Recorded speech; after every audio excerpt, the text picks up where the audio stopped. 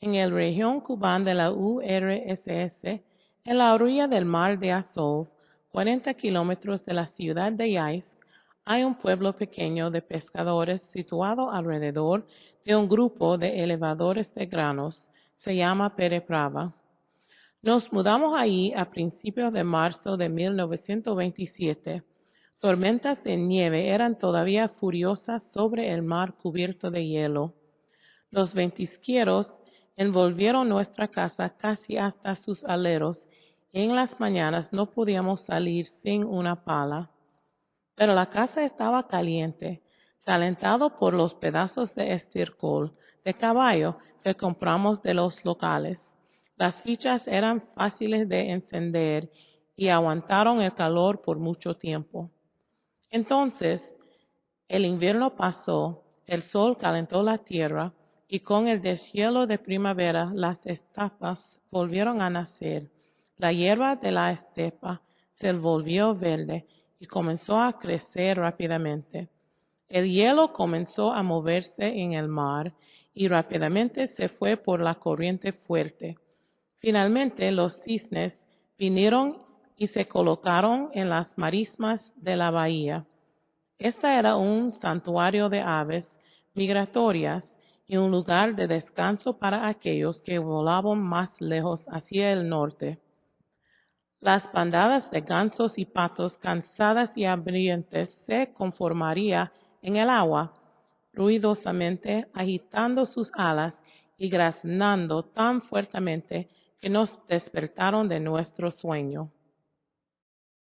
Mientras viviendo en Mankovka, mi esposo fue el director de la Escuela Técnica de Mankova-Kalizvensk, situada cerca de la estación de tren. Alguien había informado a las autoridades durante un juego de cartas donde lenguas están sueltos que supuestamente dijo el Kremlin a ser habitado por narices largas. Esto era simbólico de unos insectos pequeños que viven en la región de Kubán y existen por el consumo del núcleo de grano de trigo. Finalmente tuvo que renunciar a sus derechos y dejar esta área donde estábamos todos viviendo, junto a renunciar como director de la escuela. Por otra parte, fue puesto en detención domiciliario, hasta aviso nuevo. Como no había guardias a cuidar a mi esposo, él aprovechó la situación saltando y escapando por la ventana. Antes que nadie lo vi, él fue a la estación de Cherkov y se fue a Pereprava en el tren. La ciudad empezaba a tener mucho desempleo. Sin embargo, y como mi esposo era incapaz de encontrar trabajo, decidimos pasar a Mariupol. Esto vino en un momento cuando la nueva política económica NEP estaba terminando. Aunque el Estado luchaba por organizar granjas colectivas, todavía había muchos comerciantes libres, chasnik, trabajando en el mercado de Mariupol. Por el desempleo alto, nadie tenía dinero, gastamos los últimos de nuestros rublos y mirando al futuro con incierto, mientras buscaba largo y duro para un trabajo, mi esposo registró en la oficina de desempleo como pidieron. Casi fue arrestado inmediatamente y luego recordó a declaraciones que hizo sobre esos insectos pequeños con narices largas. Mi padre ya murió y aquí estaba con 2 niños pequeños, sin recursos o asistencia y con pocas esperanzas de encontrar un trabajo. Comencé buscando en oficinas, fábricas y en sitios de construcción. Por todas partes he escuchado la misma respuesta: no hay trabajo. Con el registro de desempleo, las autoridades introducieron registro de servicio. La sala de empleo enorme no podría acomodar a todos los desempleados y las líneas se movió muy lentamente. Para llegar a la ventana que registró, uno tuvo que pasar casi todo el día esperando en línea. ¿Tienes tu registro de servicio? No, no he trabajado antes. ¿Dónde trabajó su esposo? Entiendo, vuelva mañana. Pero mis niños tienen hambre. Agarra trabajo más duro. Dijo, ven mañana, de nuevo. Siguiente. La gente ya me había empujado lejos de la ventana, por lo que era. De vez en cuando yo podría trabajar por un día, llevando ladrillos para un sitio de construcción o limpiando almacenes. Esto no fue trabajo suficiente porque ni este pago de un día entero era suficiente para comprar un pedacito de pan. Así teníamos hambre. Mamá, ¿nos tiene pan? No, mis hijos, no pude encontrar trabajo hoy. Bien, entonces, nos traen algo mañana. Muchas veces esto fue como mis hijos me saludaron. Sucedió que un día me encontré con una amiga de la secundaria. Olga ya estaba casado con 4 hijos y tenía algún tiempo viviendo en Mariupol. Su marido había sido seriamente enfermo y postrado en cama. Tenían su propia casita que construyeron ellos mismos de una mezcla de paja y arcilla. Si te gusta vivir con nosotros, Olga me dijo, usted puede encontrar trabajo aquí. Muchos de los griegos están contratando pintores para pintar sus graneros de animales. Se convirtió en alegría en las perspectivas de esta situación y, después de agradecer a nuestros patrones, tomé mis hijos y nuestras pertenencias y nos mudamos con la familia de Olga. Entré a cada trabajo ni con resistencia ni alegría. Después de un tiempo me acostumbré al trabajo y apreciar mis ingresos y los alimentos, porque así era suficiente. Hasta mis hijos habían engordado un poco. Me preocupaba. Sin embargo, mi trabajo era estacional y con la llegada del tiempo frío, todo esto podría terminar muy rápido. Mariupol fue la ciudad principal de nuestra región y nuestra oficina fue considerada la regional. Miembros del Consejo Municipal que perteneció a nuestra oficina fueron llamados la periferia. Todos los agricultores que viven en la periferia, si poseían ganado o no, debían contribuir con una cantidad precisa de carne o la agencia del gobierno. Además, el Estado tomó sus excedentes y puso multas hasta la última vaca o cabra. Fueron etiquetados como evasores malas de impuestos. Por primera vez en mi vida, realmente vi un grito de la vaca.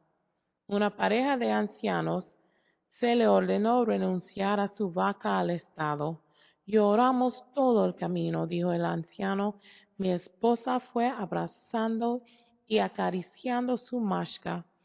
Y Mashka parecía entender dónde se le llevaron. ¿Ves? Ella sigue llorando. Y era verdad, pude ver lágrimas desde los ojos de la vaca. Después de acariciar a su vaca, la pareja de ancianos, llorando y contriste, se fueron los 10 kilómetros a su pueblo. El régimen que representa al campesino les había robado. La política de detención ahora creció para incluir los ucranianos y los polacos. Los inocentes fueron arrastrados. En cada familia había angustia y lágrimas. Los bolcheviques olvidaron en qué costos llegaron al poder.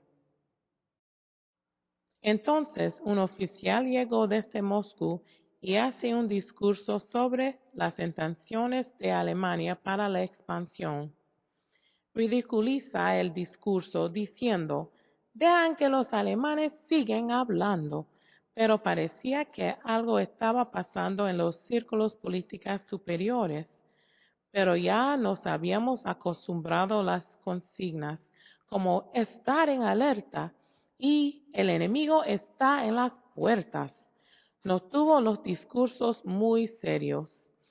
La mayoría de nosotros solo esperamos las charlas obligatorias terminaron, así que nos podíamos ir a casa.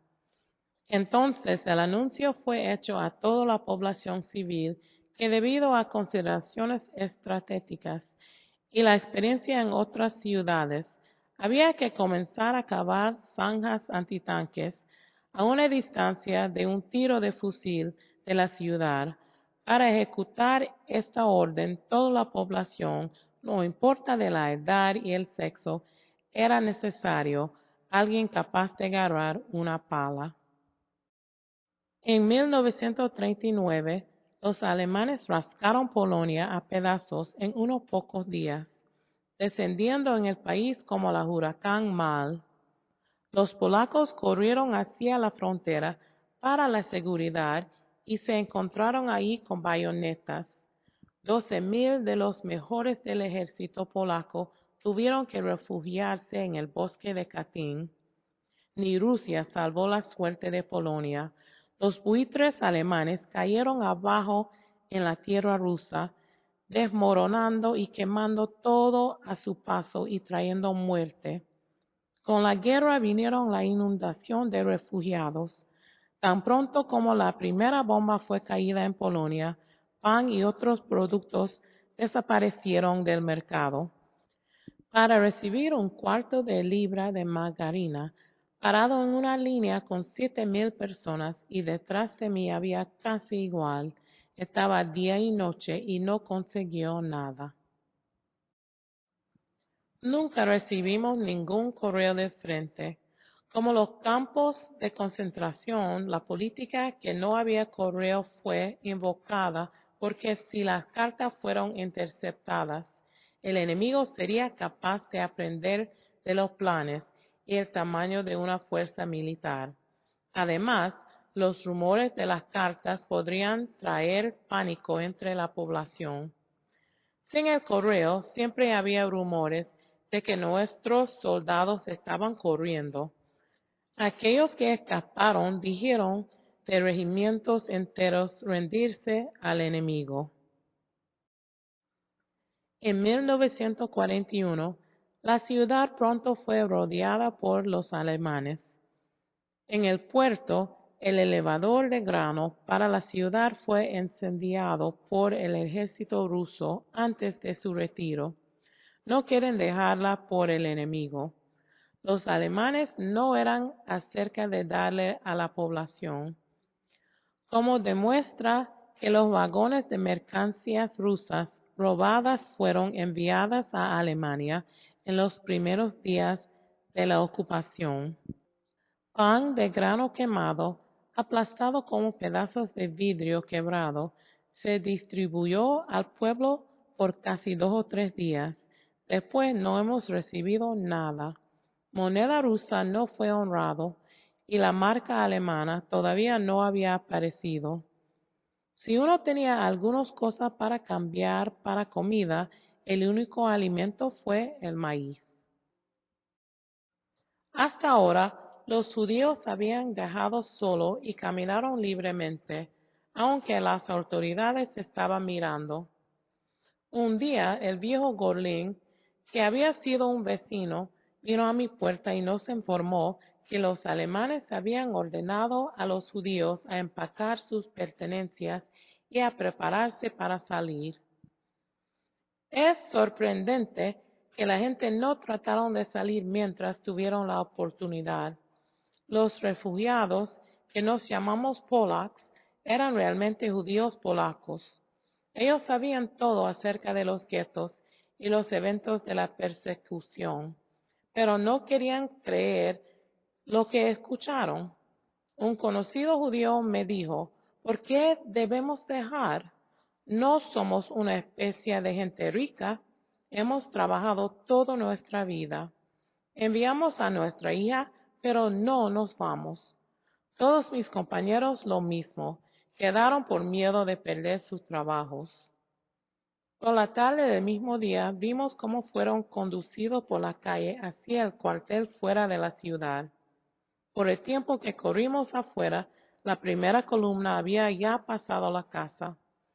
En el frente eran los rabinos, los médicos y sus familias y la inteligencia judía. Después eran los ancianos, apoyo debajo de los brazos. Los enfermos estaban en camillas y los niños caminaban. cargando mochilas y paquetes pequeños. La procesión se movió muy lentamente. Era difícil de creer que desaparecían por 7,5 miles de personas sin razón, pero varios días después fueron ejecutados y enterrados en las mismas trincheras que nosotros habíamos cavado alrededor de la ciudad antes de la llegada de los alemanes. Un acto vil, inhumano y criminal ocurrió en la historia. Varias personas murieron en el edificio de nosotros. Los judíos habían sido asesinados y la yarda estaba vacío. Mis hijos y yo fuimos enviados a Alemania. En la estación de Mariupol nos despedimos a todo lo que había estimado a nosotros y nos despedimos para siempre. El coche del ferrocarril estaba lleno hasta el límite y las puertas fueron atornilladas cerradas con un candado. Uno de los hombres en la cárcel fue un soldado alemán, un desertor. Había sido detenido porque él fue a su casa para visitar a su esposa enferma y sus hijos sin permiso. Nos contó acerca de la batalla de Stalingrado y la derrota alemana en todos los frentes. Los ejércitos destruyeron y se retiraron.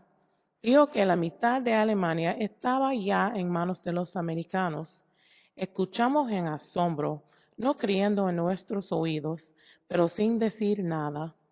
No queríamos perder ni una sola palabra de su cuenta. Durante todos nuestros 4 años de prisión no hubiéramos sabido lo que ocurrió en el frente militar.